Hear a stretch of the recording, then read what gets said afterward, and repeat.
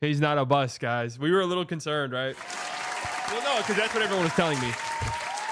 Well, that's what everybody was telling me, was that after one summer league game, he was a bust, in which he actually didn't play bad. If you watched the game and you used your eyeballs, you thought Cooper Flagg played well, even though he did go 5 of 21 from the field. Everyone told me that his career was over, basically. Well, wouldn't you know it, 31. Cooper Flagg drops 31 today on a very special birthday of mine. This is the numbers, not, I'm 22.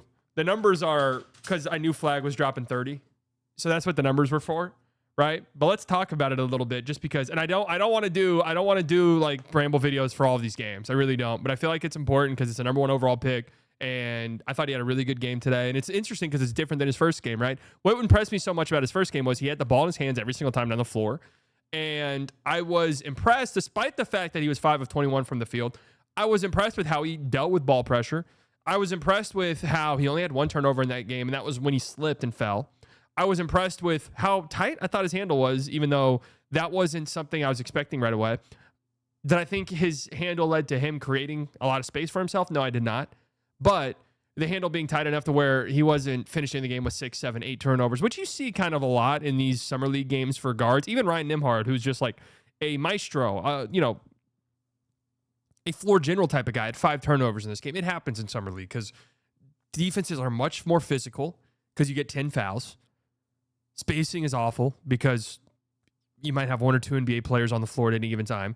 And in the Mavericks case, especially, your bigs, and for the Mavs, Jamarion Sharp, God bless them, have butterfinger hands a lot of the times as well. So it's a little bit difficult for lead guys and guys who handle the ball not a lot to not turn the ball over much. So that was what was impressive about that game for me. And I still thought he got to his spots pretty well. I just thought he was reading the floor really well. This game, a little bit different.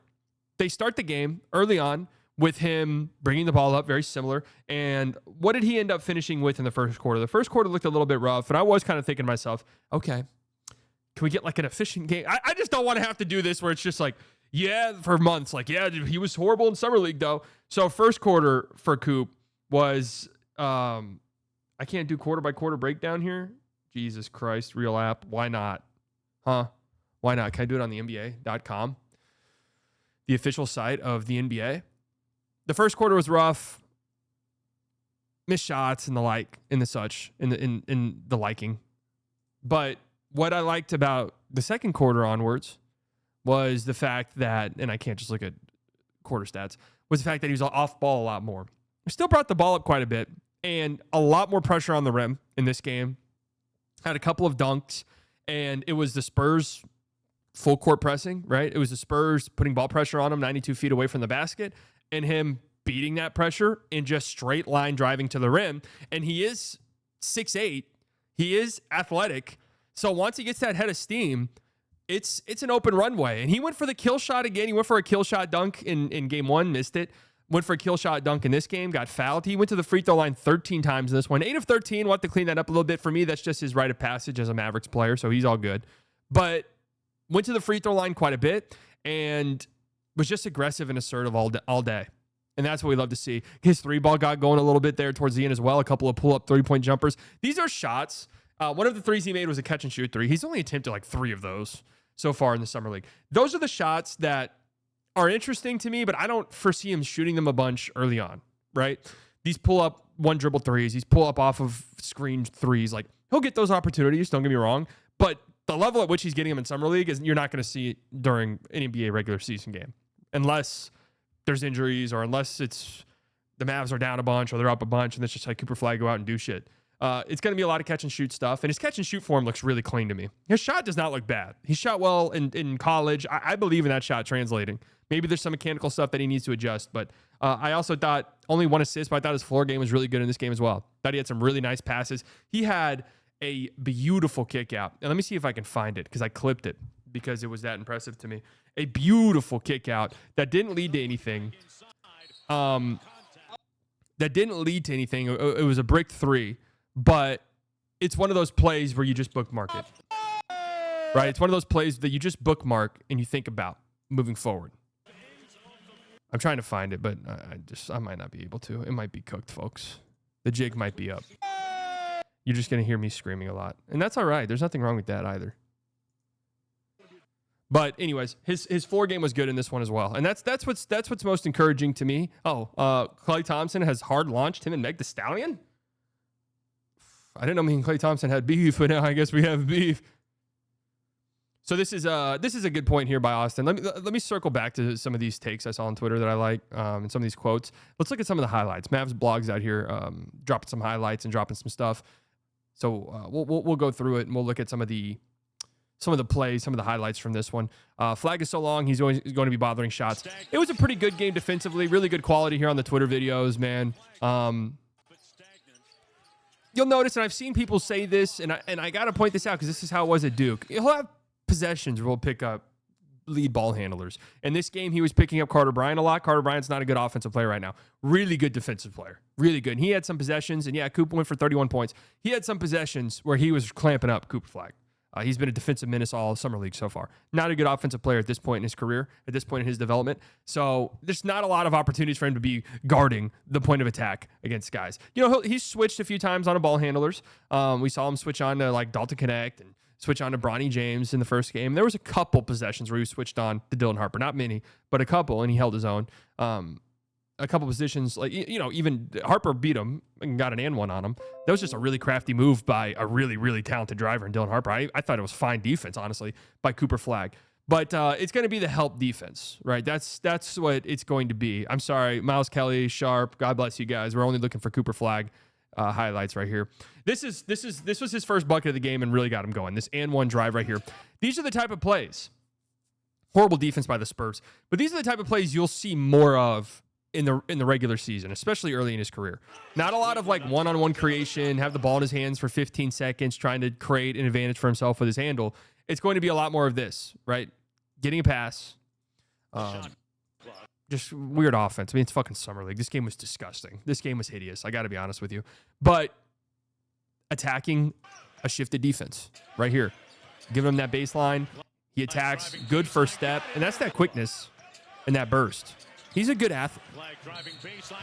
So goes baseline, gets the and one. That really got his game going. But those are the type of plays that you're going to see early on in his career. Plays like this. Again, attacking shifted defenses, attacking closeouts. Those are the ones. And that's why the shooting is going to be important for him, because you're going to have to get those closeouts. You're going to have to get that respect from behind the three-point line. So, and it is funny, like, you know, these teams are guarding him like crazy, as they should. I mean, they're trying to pressure him. They're trying to test that handle. You get 10 fouls in Summer League. Summer League is very sloppy. It's very physical. Very sloppy and very physical. It's just the way that it is, right? And it's good for him. It's good for his development. Here's his first three of the game. So these are the encouraging ones. And you see what I mean is it's a good job by Flagg navigating the screen. Carter Bryant's giving him that space, right? He's daring him to shoot that. NBA defenses will do this early on. So it's going to be important for him to knock down this shot.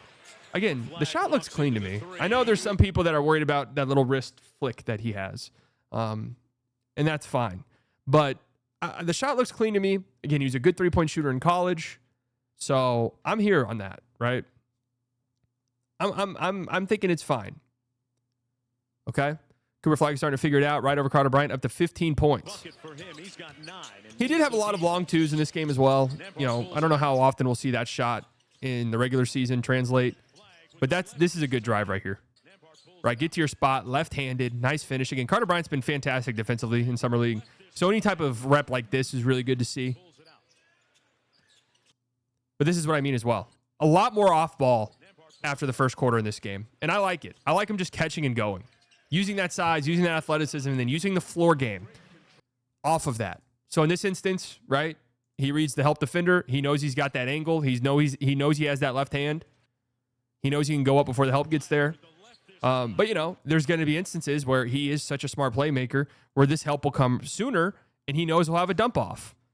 Where help will come right here, and then this guy will help down, and then boom, we'll have a kick out. We'll have a skip pass, and he'll make those. That's what I'm most encouraged about.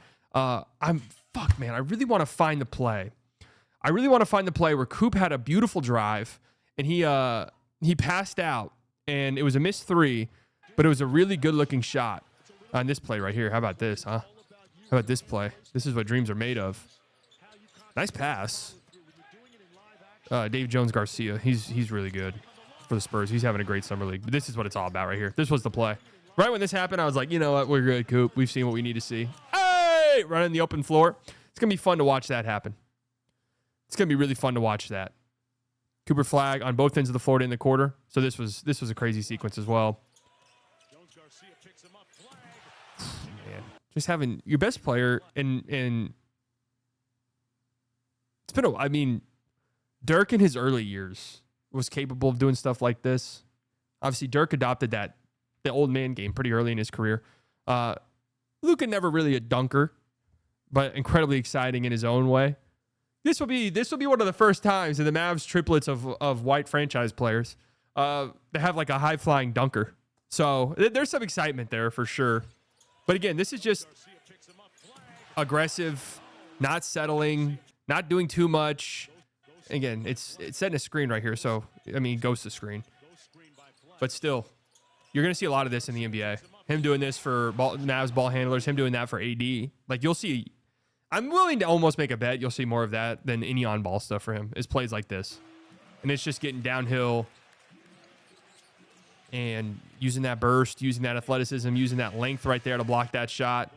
Great sequence from our guy for 32. How does that sound?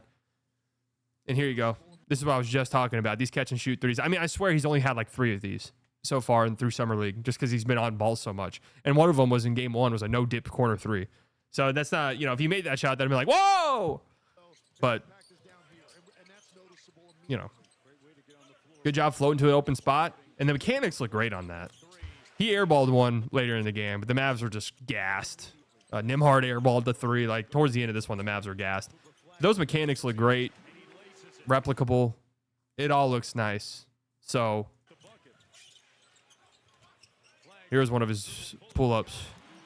I mean, if that becomes a consistently reliable shot, the sky is the absolute limit for Cooper Flagg. That much is certain, right? That much was certain. This was a pass, by the way. Crazy vision by Coop. What's this one? Yeah. That's an assist. So, you see, that should say 2 assists. His final stat line should say 2 assists. So I'll have to contact the NBA and get in contact with them, just to make sure they fix this. Because, when gambling gets involved, like, you got to make sure all the stats are right. So I'll make sure that they rectify this as soon as possible. But, yes, I mean, this was encouraging. Very, very encouraging. And I'm trying my hardest to find the clip of this pass out that I was talking about because it was interesting enough to bookmark, right? And maybe I didn't clip it. And maybe I'm just being a fucking idiot. That's possible. A good looking shot right. That's possible. I'm going through all these clips. Atrocious here. I don't know, folks. Oh, this is it. I found it, guys. I found it. I found it. We did it. Atrocious here by both sides. We did it. It's downloading. Give it a second, guys. I know. This is great. This is great viewing experience. Here we go. Atrocious here by both sides. Here we go. This is what I'm talking about. Fake the dribble handoff. Aggressive attack on the rim. Beautiful pass. I mean, that right there, that's the floor game I'm talking about. That's the vision I'm talking about, right? The rim, the help's coming. This guy slides down to help on the dude on the baseline to prevent a lob or a drop off. Flagg reads that, immediately makes the right read. Kick out to a wide open shooter. I mean, missed the shot, but that's a rep you love right there. 10 out of 10. 10 out of 10. Those are the encouraging plays.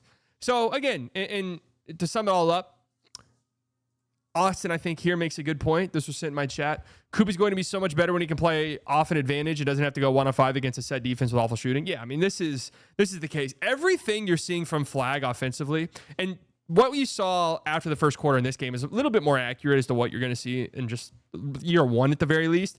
But for Coop early on, you're not going to see this insane usage rate. He's shooting the ball 21 times. He uses the ball every single time down the floor. That's just not going to happen. Everything you're seeing right now from Flagg is house money. Everything you're seeing now is just like, oh shit. So that's like the glimpse of the future when he develops that handle a little bit more and he gets a little bit stronger and a little bit more physical on those drives, and those little shoulder bumps really generate more space for him, and he gets a little bit more aggressive and assertive going downhill. These are the flashes of that, right? You're not going to see a lot of that in year one. At least I don't think so. Just because there are so many other talented players on the Mavericks, it's just not going to be needed, really. Mavs Summer League head coach Josh Broghammer said that Cooper Flagg has been incredible when handling the constant on-ball pressure through his first 2 games, said that players having 10 fouls allows him to be even more physical with them, and he's handling that well. Yeah, 3 total turnovers for Coop in his first 2 games. Handling the ball as much as he's handled it against the ball pressure that he's handled it. Great work. I mean, I'm very encouraged by what we've seen through the first 2 games, and if that's it for Cooper Flagg, then hey, I'm okay with that. So we'll see. And I think the Lakers and Spurs probably have 2 of the better summer league defenses he'll see. I mean, the Lakers were rolling out 5 NBA vets, and this Spurs defense was just tenacious, man. I'm really intrigued by Carter Bryant. Our community mock draft, I was the Mavericks, took Cooper Flagg number 1 overall, traded into the back of the first round, 12th overall pick, and drafted Carter Bryant. Now, just remember that for future reference, all right? Whenever I'm submitting my resume to be GM of teams down the line, okay? All right.